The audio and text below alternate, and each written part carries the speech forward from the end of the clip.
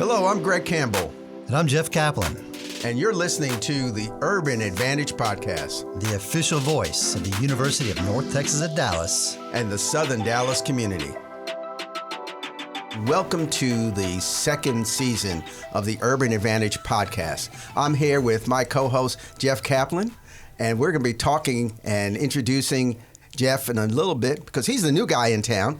But we're going to really focus our attention on what we're going to be doing in this second season. The University of North Texas at Dallas is really the central point of growth and energy that's happening in Southern Dallas.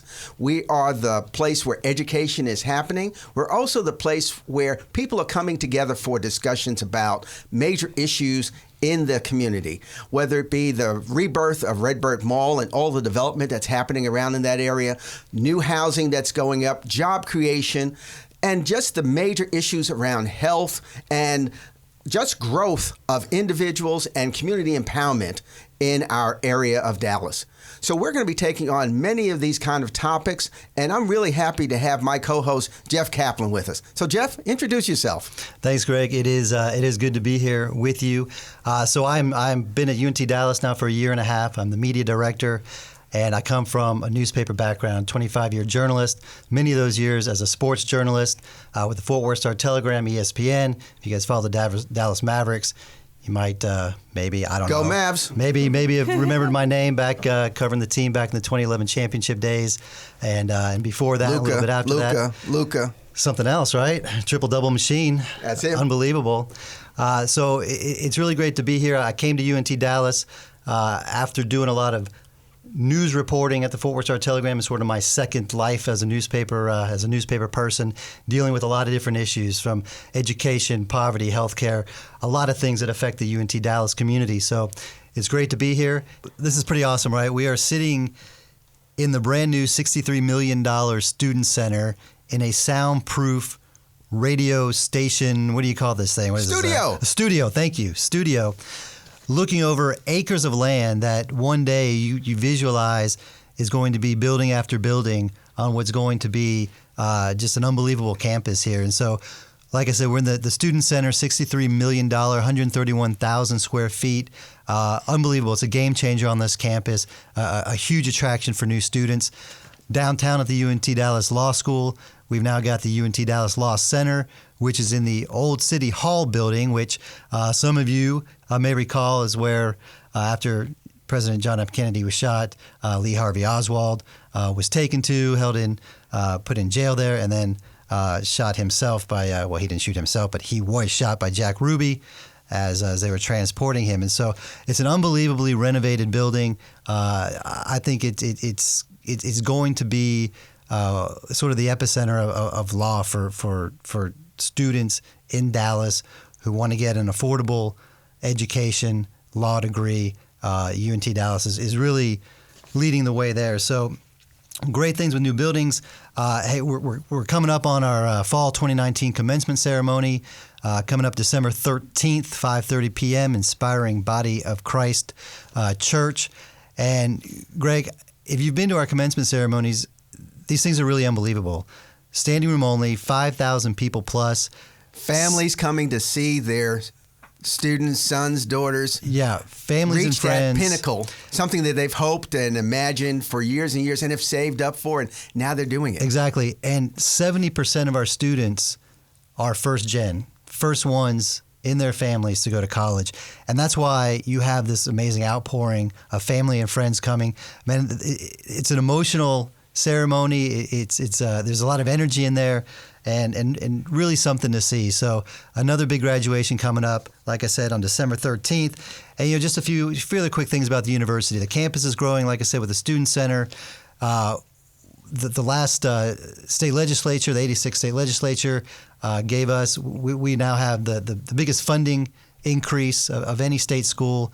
And with our increase of over 4,000 students now, we are officially the fastest growing public university in the state. So a lot of great things are going on here. Like I said, our student body is from right here. We're getting kids in school, into college that typically have not gone, a population that has not gone, getting them prepared to enter careers and get themselves socially social mobility, get jobs, careers, start families, and have a great life. UNT Dallas continues to make an incredible difference in the lives of students and families and institutions in Southern Dallas. And very proud to be with you, Jeff, for this podcast and to be part of the UNT Dallas family. Well, today we're going to be tackling the topic of colorism. And we're going to take it in many different kinds of dimensions. So I'm going to start off first by reading a poem that was in Lupita's book called Sowe. Dear Lord, why do I look like midnight when my mother looks like dawn? Please make me as fair as the parents I'm from. I want to be beautiful, not just pretend. I want to have daylight. I want to have friends. If you hear me, my Lord, and would like to comply, may I wake up as bright as the sun in the sky. Amen. That's taken from Sowe, the book written by Lupita. So let's get into the definition of what colorism is and why we're talking about it today. Discrimination based on skin color, also known as colorism or shadism, is a form of prejudice or discrimination, usually from members of the same race, in which people are treated differently based on social implications from cultural meanings attached to skin color. When people think of racism against people outside of their ethnicity, colorism is discrimination based on people within their own ethnicity. The idea of racism and colorism are pretty similar. Someone with a light complexion is considered to be more beautiful or valuable than someone with dark skin. People have suffered many kinds of disadvantages from colorism, whether that be in education, in jobs, in social settings, in politics, or just in day-to-day life. They're not selected because they look different. They're darker than one person versus the other. This all evolved from colonial days here in the United States, when people were measured on how dark they were. There was the brown paper bag test, where people were measured to see how dark they were, and if they were lighter than the brown paper bag, then they could come into the big house and work sort of easier jobs. But if they were darker than the brown paper bag, they had to stay out in the field and work very, very hard manual jobs and suffer. So it has been part of our history in the United States for a long time, but it transcends the United States. This is an issue of colorism all throughout the world. In India, it's a major issue. In Asia, Africa, in Brazil, it's an outstanding issue. And you can look at the sales of bleaching products, skin bleaching products around the world to recognize that this is an issue where people are trying to cope with by making their skins lighter, rather than just accepting who they are. So, Jeff, we have the opportunity today to talk to some wonderful individuals about this topic. So why don't you introduce our guests? You got it. So we have two guests here today with UNT Dallas ties. First, let me introduce Cortland Jordan. She's a 2018 business school graduate, and she currently works at Tiffany's in North Park Center in operations. She's a former model. And girl, she looked good. If you could see her, you would definitely understand the modeling career. And so on the color spectrum, Cortland considers herself more on the lighter skin side. But very interestingly enough, too, if you could see her right now, some might say, well, wait a second. So we will get into that. And also how skin tone plays in the modeling industry. It's huge. And very much so. Yeah, really interesting stuff. So we'll get into that. Sitting to her left is Shanice Miller. Shanice is our assistant director of graduate admissions, and she is a proud Tarleton State graduate. Go Texas. Even more proud to be working at UNT Dallas. She's born in Waxahachie, right down the road, local girl. And I should say that Cortland, Oak Cliff. So can we hear it for Oak Cliff right here in southern Dallas? Local girl. So we have two local guests, and Shanice Miller on our color spectrum. Shanice, where would you put yourself? Because, let's just I mean, Divine and chocolate. divine Like chocolate. I like that. right on. And so for those of you out there that are confused by that, you shouldn't be. We're talking dark chocolate, all right? Okay. Which is good for you. Good chocolate. It's good for you. So we're going to get into some, I think, some pretty deep conversations here on colorism. And to me, the thing that fascinates me is as sort of the white guy in the room. Is Yes, that you are the white guy in the room. And you know, I don't like Watch it, white guy.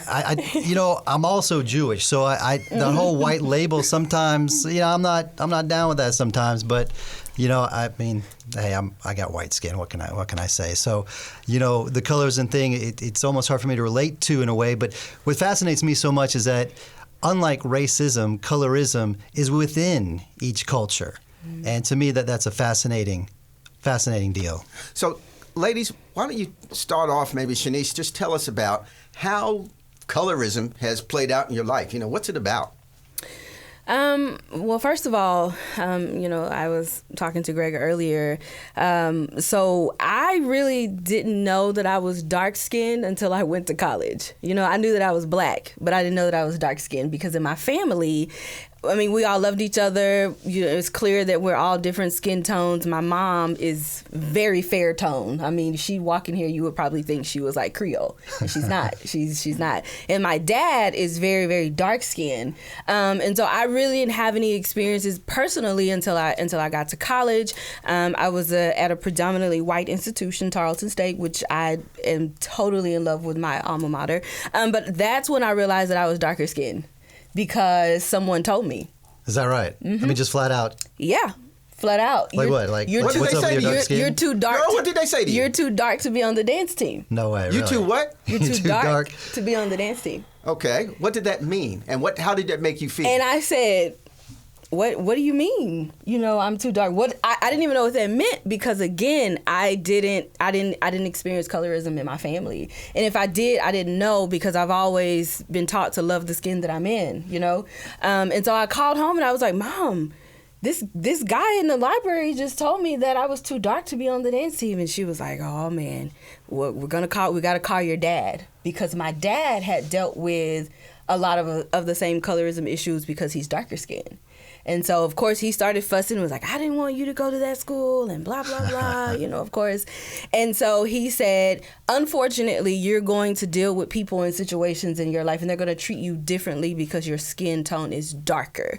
And even within, our own race, I understood it later on, but I didn't know what that meant. And then I looked at some of the other girls and some of my other friends and I was like, wait, I am darker than she is. But I was 19 and had no clue. Were there other African American women on the dance team at the time? You were the lone one. I was the captain. You were the captain. Okay, the so captain it didn't affect your ability because to I was in high school and I danced with white girls and Hispanic girls, and then when I graduated high school, I went to my first college dance team at a junior college, Trinity Valley Community College, and there were other black girls on the team, but there were white girls on the team, but even still there, my coach was white. She treated everybody the same. You're all gonna do high kicks and splits and dance until I say stop. She didn't care what color you were. And so I didn't realize that until I went to college. I was the only black girl on the team and I was the captain. And I was in the library and somebody said, you're too dark to be on the dance team. So, Cortland, you're at the other end of the spectrum. How has colorism impacted you in your life and your career? Because you're a model. Right. That's a very competitive world. It is. So I will say that I noticed these things at a very young age. Especially I feel like just growing up here in the South, colorism, I don't know, it was before I was even able to realize that it was colorism, the way that skin tone is talked about in our community, the way that sometimes people refer to. How do they refer to it? Give us examples. How did you encounter it? In school, you'll see okay, some of the lighter skinned girls, they'll be nicknamed like Red or something like that. Like Redbone? Yeah, and then sometimes when it comes to some of the darker skinned people, we would hear more derogatory remarks being made like saying things like black ASS, but in a tone where it's not like a positive thing. And it's like, wait, like we're black. Like, why are you saying that like it's a bad thing? Yeah. Or like even like terms like roach and stuff like that. Like that stuff is just so, it's just hurtful. But especially within my modeling career, what's very interesting is that a lot of times the way that models are selected is because of their coloring. A lot of times clients, whether it's a designer, makeup artist, whoever needs a model, they'll approach the agency and they'll say, hey, we're working on this XYZ commercial and we're looking for a girl who's redheaded, freckles, preferably green eyes, this height range and these measurement ranges. And then the agency will send them a package of all the models that they have that fit that description, and then the client will then select. So coloring is oftentimes, more often than not, how they select models in the industry. And it's funny because it's not even necessarily considered like colorism or a bad thing. I think that it can be. So like, for instance, if it's a product that they are pitching and you're targeting a certain person, like they're selling natural black hair care. Mm-hmm. You're obviously going to get a black model who has natural hair, so obviously that's when it's okay to, cast by coloring. But if it's not something that's specific, like that, then it's like, why are you asking for, why are you discriminating against these other colorings if it's not relative to the product that you're selling? Right. So that's how it was for me with modeling, and I was doing that from age like 17 up until last year. I'm 25 now. But yeah, so I've just, and same thing with my family. My mom is very, very fair skinned and my dad is dark skinned, which I feel is very common within our community, you know what I'm saying? Which is another, will probably lead into another discussion that we'll get into later. Right. And, and yeah, my family, it was never a thing with us to, like, oh, you're light skinned or you're dark skinned or anything like that. It wasn't really referred to. It was more so around me, the way that, kids would talk, the way we grow up and still talk about it. And yeah, the way that it was kind of referenced in the community, in the media. Mm-hmm. So I'm gonna relate something, because I'm listening to you guys talk about colorism and how dark skin, light skin. Is this really more of an issue for women and not really for guys? I mean, I'm trying to think about, my own self. I'm probably a little middle in between dark skin, light skin. Yeah, I'm mocha. Yeah, I'm mocha. Okay, so I'm mocha. Heard that, Jeff? I'm mocha. A little half and half in there. You're a little paler than mocha, but I'm mocha. Okay. So I'm just thinking. So is this an issue that applied to guys, and if it does, how does it apply to guys, or is it really just a women's issue? No, I think it's both. Because, I even have friends who, and I know people who will say, well, I don't want to date him if he's light-skinned, or I don't want to date, seriously.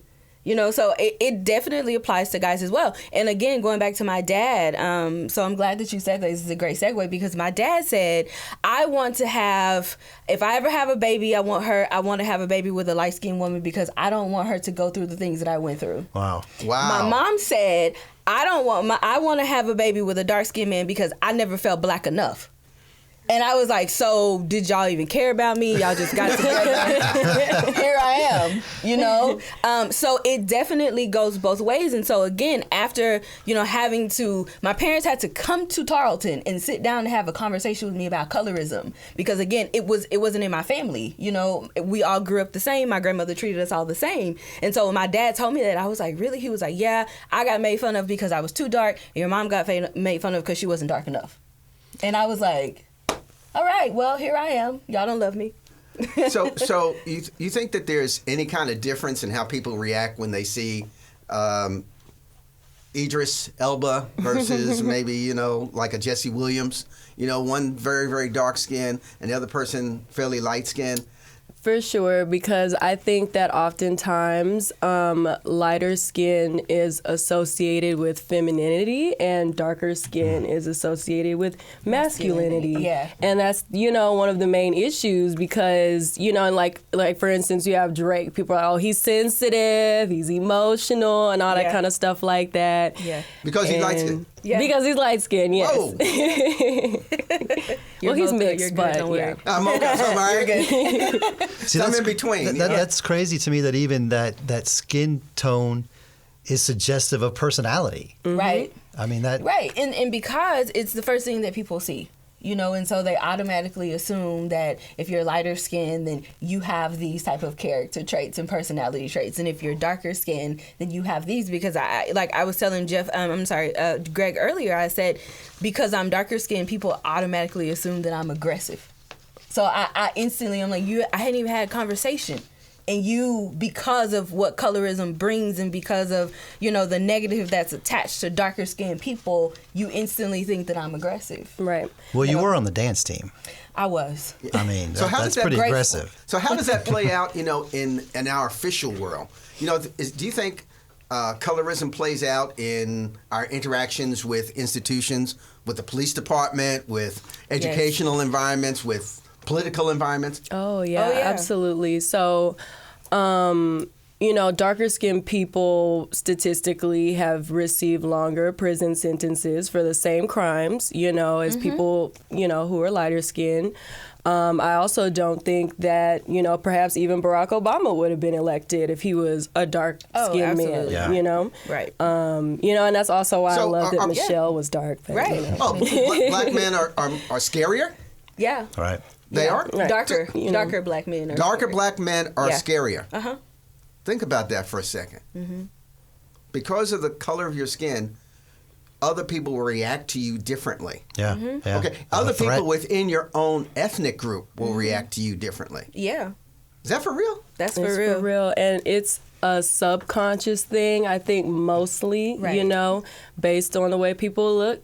People have their preconceived notions about you. And, skin tone is one of the main indicators of that. Yes. We're going to take a break here, but when we come back, we're going to talk about dating and colorism. Lighter skinned men like dark women. Is that right? Yeah. Perched on a hilltop overlooking the downtown Dallas skyline, the University of North Texas at Dallas is the only public four-year university in the city of Dallas. Serving the #1 job market in America, UNT Dallas is ranked #1 in Texas and #6 nationally as the most affordable university. We as Trailblazers believe that every student should have the opportunity to earn a college degree regardless of their economic background, and we deliver. For more information, visit untdallas.edu. Blaze your trail. Interesting. Oh yeah. I have never had a problem. Is that just a opposite attracts? I type don't of know. thing, or- I don't know. I have no clue what it is, and I probably should ask one of them. But because that was a question that I was asked, are lighter skinned men attracted to you? And I'm like, I can't get away from them. Seriously, I can't get away from them. So I'm glad that we're going to have that conversation about. So Courtney, is it dating. the same thing for you? So are So you guys are dark-skinned both- men coming both at single? you? I will say I do tend to kind of, gravitate towards darker skinned men usually. But, I guess it's, a little all over the place. Mm-hmm. But it's funny that you said that with about, just about having white people close in your life, because obviously it's important that, we have diversity all around us in every aspect of our life. But it's so funny because yesterday when I was at work, I actually mentioned to one of my coworkers that I was going to be here today talking about this. And I said, I'm going to be, talking about color. We're going to be talking about colorism. And she said, what's that? And I was white? like, yeah, she's white. Yep. And I was like, You are the most colorism. I said, informed white person on the planet about Thank you very colorism. much. now, Thank Jeff. you. Yeah. I said, you don't know what that is? And she was like, no. And so I explained it to her, gave her, a pretty similar definition like you explained earlier, Jeff, discrimination based on skin tone, darker skinned people historically getting the shorter end of the stick. And she paused and asked me, she said, let me ask you. She said, do you think that this is something that really affects you?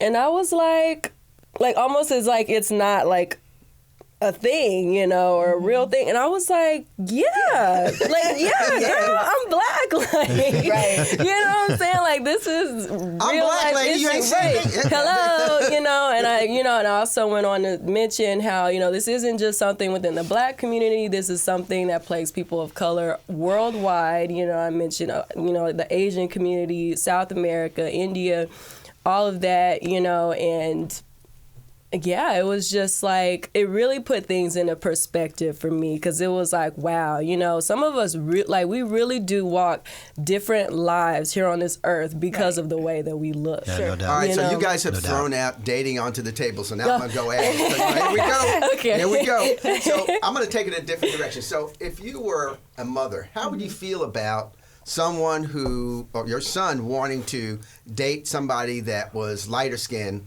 or marry somebody that was lighter skinned, you know, just because they were lighter skinned? That's what they were attracted to. Mm-hmm. How you react? What are you going to say? So this is what I would tell my son. I don't care what shade she is. Does she love herself?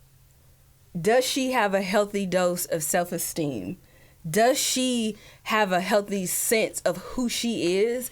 Because your skin tone can be whatever it is, and it's going to be whatever it is, but do you love yourself enough so that you can even be in a relationship? And the reason why I say that is because, again, I didn't experience colorism until I got older, but then when I experienced it and really knew what it was, had a lot of friends who their moms would say, you're darker, you need to always look pretty, you need to always make sure that your hair is done. And I was like, wow, just because your skin is darker, the moms would sometimes instill that type of fear and colorism, and, you know, you're not pretty enough, or you would be prettier if. Wow. And I saw my friends basically deteriorate mentally and emotionally because of that stigma that their own mother was putting on them. That's amazing to me. I mean, that's crazy. I don't care. I don't want my son to date someone who hasn't dealt with that. Yeah. You know, I want her to be healthy. I want her to love herself. I don't care if she's my shade. I don't care if she's your shade. I don't care if she's your shade. I want her to love herself, and I want her to have a healthy dose of who she is, because that's going to play a lot into the relationship that they have. And I understand that, even dating guys whose mom told them she's too dark. So I get that on the other side. So, Courtney, you're coming from a different direction. You're a lighter skinned sister, okay? Mm-hmm. So if your son is preferring to date people based on lighter skin color, what are you saying? Well, it'd be really hurtful, you know, and regardless of my skin tone, you know, my main thing is just why, you know, like dig into why you're saying that you wouldn't date someone of darker skin, that you would only date someone with lighter skin. And again, it's the subconscious. Like, sometimes a lot of people write it off as, that's just my preference, that's just what I like, that's what I'm attracted to. But you gotta think about, like, historically and what we've been dealing with as people for centuries, how these things have been ingrained in us, to truly believe, like, no, this person is of higher status, this person is better, this person looks better, and it's all because they have lighter skin, you know, like, know why you're saying that, you know what I'm saying, because it's troubling that someone would say that in the first place. So I would just have to dig deep with my son if he were to ever say something like that, because I'm like, look here, you know what I'm saying, this is internalized, and we have to move forward. You know what I'm saying? We have to love everyone and forget about a person's skin tone. Okay, that is not what we are selecting our significant others based on. That has that's the most shallow thing. You know what I'm saying? Does this person, you know what I'm saying, how do they take care of their mom? You know, how do they treat other people? What is their relationship with God like? You know, like, how do they educate themselves? You know, that's, you know, more so, where do their values lie? Yeah. That's what you need to be focused on when you're talking about, you know, being with somebody, like going through life with somebody, not are they light skinned? You know, that just doesn't even make sense. I mean, it's amazing to me the hierarchy we within our own cultures we're placing on ourselves. I mean, you can talk about man, hey, a white guy and a black girl getting together, and dating, or religions mixing. We ain't even I mean, that's what I'm saying. I mean, those are the big things up here. But then within our own cultures, we're divisive in. Are you dark enough? Are you light enough? I mean, it's really divisive. Crazy. Yeah. And then not to even mention that goes into then employment, the way you're perceived on the street. Are you so black that you look like we want to think you're a threat? Right. It's just it is amazing though that within our own cultures that we place this discrimination. You want to hear something? Watch this. Shanice, you pretty for a dark girl. See, I've conquered that. Because the old Shanice would probably push your microphone off. High stepped on him, maybe. Yeah. So how do you react when somebody either says that or acts that? Then that lets me know that they hadn't really been educated. They hadn't been informed. And again, I always have control over how I react, and I never have control over what somebody says or what somebody does or how they react. But one thing that I do know, regardless of what you say, is that I'm beautiful. And so I always respond, well, thank you. Thank you. I really do appreciate it. Because here's another thing, something that I told my dad, because he was very upset. He wasn't upset. He was just like, I just don't want you to have to deal with that. And I said, believe it or not, the best thing, one of my favorite things about myself is my skin tone. So you don't have to feel any type of way. Like, you don't have to feel, oh my gosh, I don't want her to go through those, being bullied because of her skin tone. I said, that's actually the thing that I like the most. Yeah. So just even that, when you are full of self-love and you have, woken up every day and said, I love myself, I like the way I look, doesn't matter what the world says, doesn't matter what society says, the standard of beauty, I know. Yeah. And then I'm able to give that back to a person who comes and says something like that to me. So do you think that black women in particular did a sigh of relief when they realized that Michelle Obama was really a black woman? Oh, yeah. Brown-skinned, because woman. Michelle Obama is a bona fide black woman. Oh, yeah. Okay? Like, hands down. Southside Chicago. She is a black woman, and we were all relieved, and we were all able to celebrate because she is the black woman. Typically, when you see a darker skinned black woman, it's always something negative. It's always something derogatory. But when she steps on the stage, she was a representation for all of us to say, this is what a black woman is. People just portray or they just, paint this picture of a black woman as, this type of woman. Yeah, it is fascinating because you see, even to this day, she's been out of the White House for a while now, but even to this day, she's up there in every poll as one of the most popular one of the most popular people in the country, in the world. Yeah. Right. Yeah. Courtney, what's media's role in all of this? The media. In projecting colorism. That is one of the main perpetrators. Okay, tell me about it. I'm sorry. I will just let you know, Greg, it's Cortland. No, Cortland. I'm sorry. But in the media, whether it's entertainment, or music, movies and film shows, there's a line that has always stuck with me, and you probably might know what I'm about to say is it's a lyric from Lil Wayne. Oh, I love Lil Wayne. Yeah, I love Lil Wayne too. He's actually good. One of my favorite rappers, if not my favorite rapper of all time. Yeah. Now we're all human, Yeah. We're all human, but he should win the Nobel Peace. That's how I feel about Michelle. He's okay. Keep going. I'm sorry. No, you're fine. But yes, he said, "Beautiful black woman, I bet that bleep look better red." Basically saying she may be a beautiful black woman, but if she were lighter skinned, I bet you she looked better. Yeah. Mm-hmm. And it's just like, you have the mother of your child is a dark skinned woman. Yeah. Mm-hmm. Your daughter is a dark skinned woman. Your mother. All these people that are so close to you in your life, and it shouldn't even just have to be like, this is, your mom and all this. Like, just we're people, you know what I'm saying? You can't, I think it's just so, you can't feed into stuff like that. And especially when you're someone such as Lil Wayne, who has such major influence and impact on culture, you have to be responsible with your words. Mm-hmm. You have to be aware of your power and use it consciously. And, I don't think he and even when he was addressed about the line, which he has been several times over the years, I don't think he ever actually, and I could be wrong, but I don't think he ever like actually apologized for it or sincerely said like, you know what, I was wrong when I said that. And that's again just a reflection, an example of, you know, how brainwashed, you know, some people are. And so it's not only just coming from the institutions, the people that run the big media and music and theater institutions. It's coming from within. It's coming from within too. And I also say, even in like, and I love me some Tyler Perry, okay? I think he's an extremely, you know, successful, talented, intelligent man and all of that. But some of his films sometimes I don't think are the best representation of us.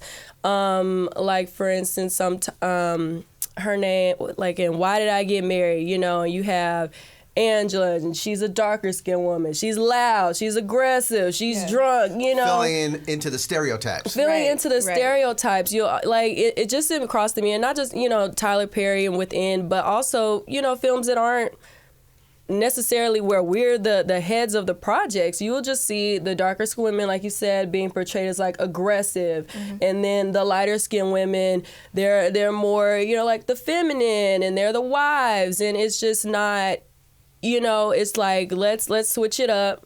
Let's, you know, not feed into that. So, Shanice, how does this still persist in the world of Black Girl Magic and Black Lives Matter? You know, we got all these various movements, you know, happening around us, which are supposedly uniting and talking about the positive things of people of color. How does colorism still exist and persist in this kind of environment? I mean, because you still have people, you know, like I said earlier. By the way, I believe in Black Girl Magic. Thank you. Good, because it exists. You still have people who are still who are uneducated and who are uninformed. And unfortunately, you know, I had a conversation with my grandmother. You know, like, you have to go back, especially within the Black families, you have to go back generations. You know, so you would literally have to go back and undo how they were taught, because then it passed down to how great grandma was taught, and then it passed down to how grandma, and then grandma taught mom. I like to think that our generation of women is a lot more informed. We're more bold. We're more active, and so we are able to change the narrative. You know, we're able to celebrate all of our skin tones. We're able to celebrate natural hair. We're able to say, hey, I don't care what they say. You're darker skin. You're still beautiful. You know, we're able to start to change that narrative and to really kind of break down some of those generational thought processes and things like that we had no control over.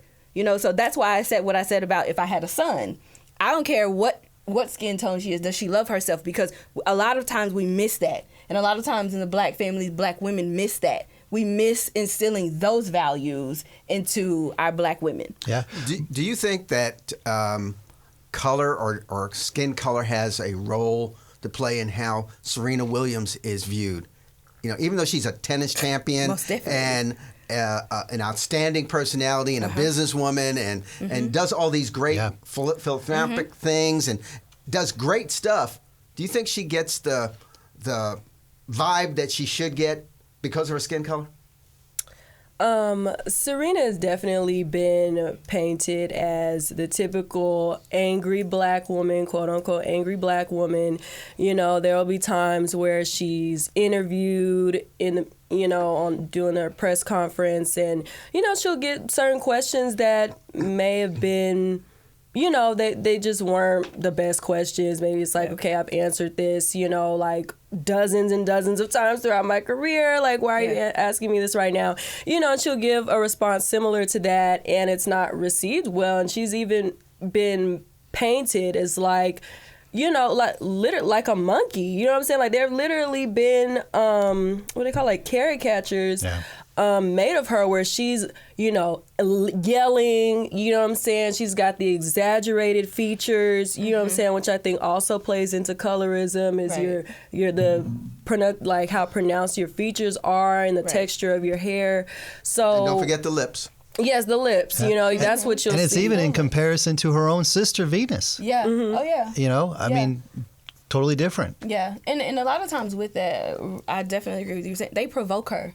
Yeah. They do it intentionally. Because I've had that happen to me a lot of times, like, you'll ask me a question and it's like you already know that I'm passionate about something, and then you intentionally ask me this question to get a reaction out of me, so that you can further your opinion. Right. They do that to her. For instance, the time whenever she got mad and she broke her the tennis rack or whatever she did. Right. And then like a couple of weeks later, the white guy did it. And like he didn't get fined. Right, there was like no media press over that or anything. And that's another discussion of gender as well. So, you know. Yeah, but in this case, it had nothing to do with gender. It was color, and then also the fact that she's married to a white guy. Yes, you know, and her baby is mixed. Yeah. So she's gotten a lot of, I mean, sadly, even within her own black community about that. Yeah, yeah, and you know, going back to what you're saying that you know, where we have made progress and everything, and you guys are proud of your skin tone and your confident women. You talk about the media, though, we still see magazine covers airbrushed to lighten skin, straighten hair. I mean, y'all seen Sammy Sosa? You remember Sammy Sosa, the baseball player? Okay, I mean, this guy was very dark, and you seen him lately? I mean, he's as white gets. And so there's something going on there that says, I need to be light skinned. Yeah. Well, of course, Michael Jackson, right? I mean, obviously the first one. Yeah. Well, I would say first one, but obviously the one that you really noticed this remarkable change. So something is saying to that person, Sammy Sosa's case, who has a beautiful family, beautiful wife, I mean, has everything you could want in the world, yet he still feels the need to be light. Yeah. And also, what you were saying about like the magazine covers and they'll be lightening people's skin colors. I've also seen like white people being like their skin tone being darkened. Like I think it was a little bit more bronze, more tan. Yes, to the point where it's like questionable. Like, okay, we look at you guys and we think maybe you're trying to just get healthy. Right? Yeah. Exactly. You know, it was a cover. Anemic. I think it was Jennifer Aniston, and her skin tone was considerably, I mean, like very much so darkened to the point where she almost looked like a black woman. And it's like, you know what I'm saying? Why? Like, what are y'all? And she was supposed to be like, I mean, the title, she was supposed to be like, you know, most beautiful woman in the world or something like that. And it's like, okay, so why are we darkening her skin like this? Did y'all want to put a black woman here? But you know, a black woman couldn't be the most beautiful. So let me go a different direction with that, Cortland.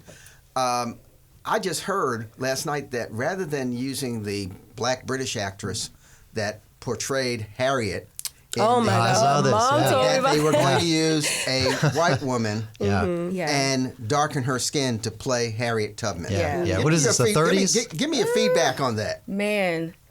Yeah, outrage. Yeah, I mean, what era? Mind blown. Where are we? Outrage. Like, it's just why? like, was this a joke? Like, you couldn't have been serious, you know? And I mean, and that's how you consistently keep society crippled. Why would that even be a thing? Why would that even be a thought? Like, out of all the black women that are beautiful, that are actresses, that could play the role, why would you even consider allowing a white woman to do it and then darkening her skin? Do you know how offensive that is? Yeah. Especially, I mean, that's the way things were done in the past. I mean, you did that. Right. And then we've even had this resurgence of blackface that we've seen, which is just, you know, mind-blowing that here we are today in 2019 and things like this are coming up. So it is amazing to me. And you do start to wonder, is this human nature? Is this the way we are? I mean, can we get past this? You know, it just... I stumble on my words because it is really, I get flabbergasted by the whole thing. And you know what? You're flabbergasted, Jeff, but that's our life. Yeah. Like, those are the things that we have to deal with every single day and then still show up with and give 100%. Yeah. Even in the face of stuff like that, which is very offensive, very hurtful, we still have to show up as black women. 2 strikes, we're a woman and we're black, and deal with that every day. Yeah. So how do we start to change the dynamics of this? How do we start changing the language? This whole issue of if you're light, you're all right. If you're dark, you know, stay back. You know, I forgot what the saying was, but it's something like that. I need a rime on that, though. There was a rhyme. There was a rhyme, and I just can't remember what the rhyme was. But that was the general language that was around that. How do we start changing the dynamics, the language around that? I think that with anything else, it first has to start with you, you know, like first make sure that you're in a place where you do truly love yourself, where you are aware of, things that you might have to unlearn, things that you might have to, say, I was kind of programmed to think this way, and it's not right. And let me, make sure I'm putting my best foot forward. I check myself. And then so once you make sure that yourself is okay, that you're okay with yourself, it has to be a unified movement, as a group of people in the Black community, the Asian community, whatever community. You need to make sure we all have to be unified in moving forward, and we also have to check each other. You know what I'm saying? A lot of times we'll hear derogatory things being said, and it may have intended to be lighthearted or playful, but it's actually hurtful. Yeah. And even if it's not gonna be hurtful to the person that you're immediately talking to, we have to be just aware of the way that we use our words and say, you know what, that's actually not cool. You know what I'm saying? There are people that have real internalized problems with this. People are struggling to love themselves because of this. So we can't, we can't play around. Yeah. So I think it has to start with yourself and checking each other and being unified and moving forward. Now, Shanice, you have a role here at the university where you're in leadership. How do you address this problem? Because you're seeing it from the university's perspective, but also personally. How do you start making changes? So, first of all, I agree with Cortland. It starts with you. Second of all, you create spaces like this to where you can sit down and have an open conversation about the real issues, and you bring other people to the table who do not look like you. I'm really grateful that you and Jared are in the room, because I know that you guys know me, but now you're really getting to know me. And so now you're going to be more sensitive to the fact of, okay, wow, I know Shanice's story, even though I see her and she's active, but I see her as a real person. And you have to sit down, especially if we're going to be in this community, we have to continue to create spaces like this, to have conversations like this. Yeah, and you may have had, I don't know if you had this conversation, so you headed a group, like a session, a seminar type of thing, when Black Girls Talk, right? Yeah. And so what a great opportunity for that. And so that was intentional. That was very intentional, because again, we can't be in this community and not sit down and have conversations like this, especially in the times that we live in. I don't want any student here to leave out of this institution not being transformed, not just giving them a degree. It's more to it than that. Even my experience at Tarleton, when the guy told me that, even that molded me into the person that I am today.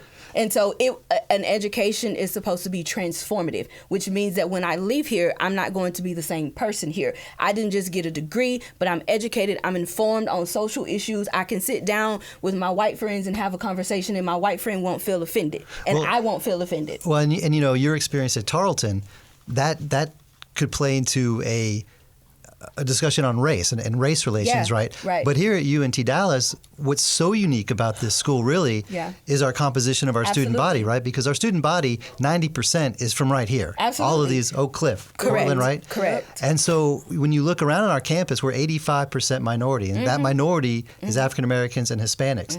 And so our color spectrum here, we call it a majority now. We call it a majority. That's right. That's right. Yeah. But when a white person gets a job here, the minority gets scratch that from the record. Well, all right. All right, Eddie. But my point being is that our color spectrum here is remarkable in the communities of the Hispanic community and the African American community. And we're talking so much about colorism being within your own culture that this could be a huge lab, an experimental lab for students. To break through on that. We have to continue to create spaces like this. We have to. There's no reason that we're here and we don't have a space like this all the time for students, for staff, for whoever to come and sit down and have conversations, because that's how you change. That's how the change comes, is you have to sit down and you have to have those hard conversations so that change can come. And it won't be overnight. It's definitely going to be a gradual change, but I can guarantee you that now you guys are going to be like, wow, hey, I have a different respect for Shanice and Cortland. There are things that I learned about them. And so now you're going to go out and tell somebody, and then they're going to go out and tell somebody, and they all happen with a conversation. Yeah. So Yeah. it starts right here in spaces and places like this, which is why I created Black Girls Talk. Yeah. And Yeah. is there another Black Girls Talk February. coming up? February. Yeah. All right. What's the topic? Mental health. This year is probably going to be Black a women and really mental good health. one. Yeah. Wow. Because we don't go see counselors. I do now. But, I mean, again, like very much so like colorism. Even within our own community, we don't talk about stuff. You deal with it, you sweep it under the rug, you go on, and then the whole time you're dying inside. Yeah, and for students who listening to this this podcast, that's open to all students. It's open to everyone. Everyone, community members, everybody. Everyone. Yeah. All right, so we'll get information on that, Definitely. and we'll Definitely. get people informed. Courtney, some last words? Cortland, excuse me, Cortland. I got Courtney on my mind. Yeah, I just want to thank you guys so much for inviting Yeah. me. I mean, I've listened to, previous episodes, and I'm so glad y'all are starting it back up. I love what the school has been doing here in the community. Y'all are making true, positive change and impact within our community. And I'm just so appreciative, and yeah, thank you so much. You know, Jeff, I'd like to wrap up this this podcast, this session, with another reading from Lupita, and this is in the afterword of her book, Soe. Much like Soe, I got teased and taunted about my nightshade skin. I prayed to God that I would wake up with paler skin. I tried all sorts of things to lighten my complexion. My mother told me often that I was beautiful, but she was my mother, of course. She's supposed to think that. It wasn't until I was much older that my feelings about my skin changed. It helped to see darker skinned women being celebrated for their beauty. If they were beautiful, I could be too. I began to see myself differently. I think we have to see each of ourselves differently. Light skin, dark skin, we're all people. Right. And thank you, ladies, for being with us, for sharing your stories, and for helping us explore this topic. And I hope that those of you who are listeners will seek out other groups on campus and in the community to continue this conversation. And if you want to hit either of us up, I am Greg Campbell is my social media handle. Jeff, what's yours? Greg, I got to tell you, I'm off of social media. All right, so I don't know. Yeah, Jeff? Off of social media, but at UNT Dallas is where you want to go. I'm all over at UNT Dallas, Facebook, Instagram, Twitter, so you can go there and we'll get you information. If you got suggestions for show topics, things that are on your mind, things that should be on our minds, let us know at UNT Dallas. Thank you for listening to the Urban Advantage Podcast, the official voice of the University of North Texas at Dallas and the Southern Dallas community. To listen to past episodes, check us out on Apple Podcasts or at untdallas.edu/urbanadvantage. And remember, blaze your trail.